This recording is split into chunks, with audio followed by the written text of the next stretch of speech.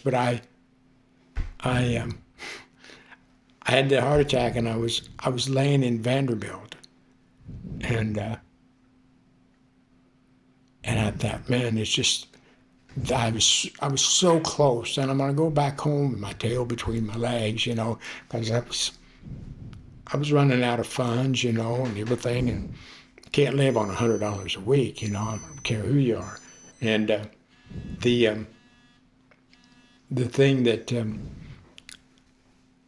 a nurse walked into my room when I was trying to recover from that heart attack, and you know how hospital rooms are always freezing cold, and I was freezing in that room after having this heart attack. And I told her, she walked in, I said, good grief. I said, could you, you know, I'm freezing to death. And I said, you know, and I said, is it cold in here, or is it just, and I stopped right there, and I said, could you get me a piece of paper and a pencil?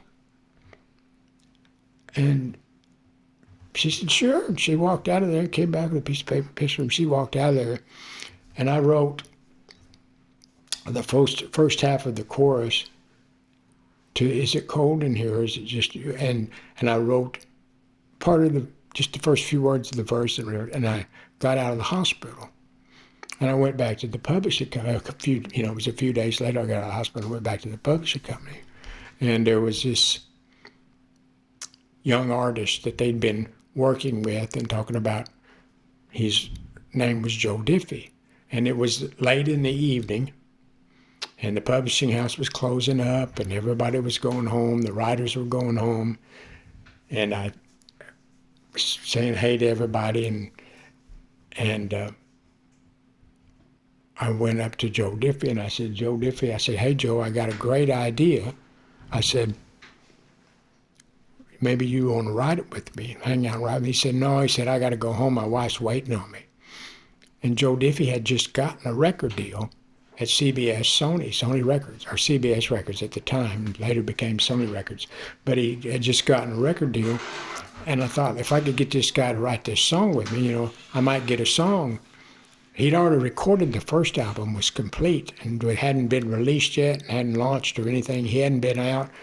And so went back to talking around all the people milling around in the room and people leaving and going home for the day. And he got free there for a moment, and I saw another opportunity. I walked by. He said, Joe, I said, this is a really good idea. You might like it, you know. And he said, no, man. He said, I really got to go. He said, my wife's going to be mad. I've got to leave now.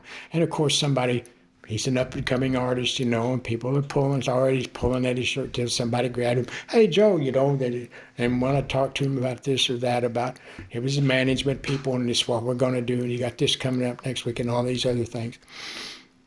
One more time, he stepped away and had a little space there for me to squeeze in. And I said, hey, Joe, I said, is it cold in here, or is it just you? And he looked at me, and he turned around, and he went over, and there was a receptionist desk right there. Of course, the receptionist had already left for that. And he reached over that receptionist desk, and he picked up the phone. And he hit a line back when they had the buttons, hit the line. He dialed the number. I heard him say, hey, baby, he said, I'm going to be late. I'm going to hang here and write this evening. And he hung the phone up, and he said, let's go to the back writer's room back there. And we went in there and wrote, is it cold in here, or is it just you?